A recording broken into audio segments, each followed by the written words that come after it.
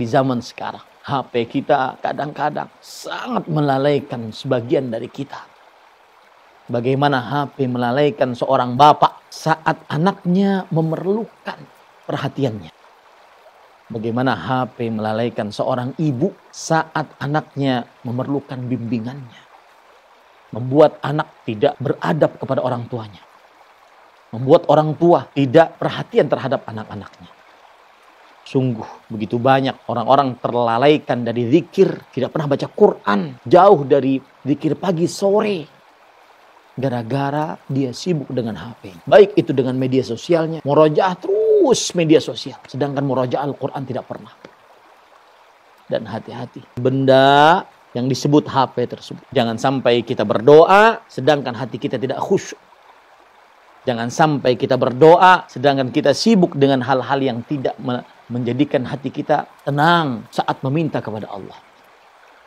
Maka ada perkataan menarik di sini. Dikatakan oleh Abdullah bin Mas'ud radhiyallahu anhu. Yang dinukil perkataan tersebut oleh Al-Imam Abdullah bin Mubarak rahimahullah dalam kitab beliau Az-Zuhd. Abdullah bin Mas'ud radhiyallahu anhu berkata, bahwa suatu saat Abdullah bin Mas'ud radhiyallahu anhu melihat seseorang yang sedang berdoa kepada Allah, tapi di tangannya masih ada bebatuan. Kemudian Abdullah bin Mas'ud radhiyallahu anhu menasihati orang tersebut. Jika engkau meminta sesuatu kebaikan kepada Rabbmu, maka janganlah saat engkau meminta, saat itu pula engkau memegang bebatuan. Apa maksudnya? Di zaman dahulu belum ada HP. Orang kadang-kadang berdoa kepada Allah, tapi dia masih disibukkan dengan bebatuan. Hatinya tidak khusyuk.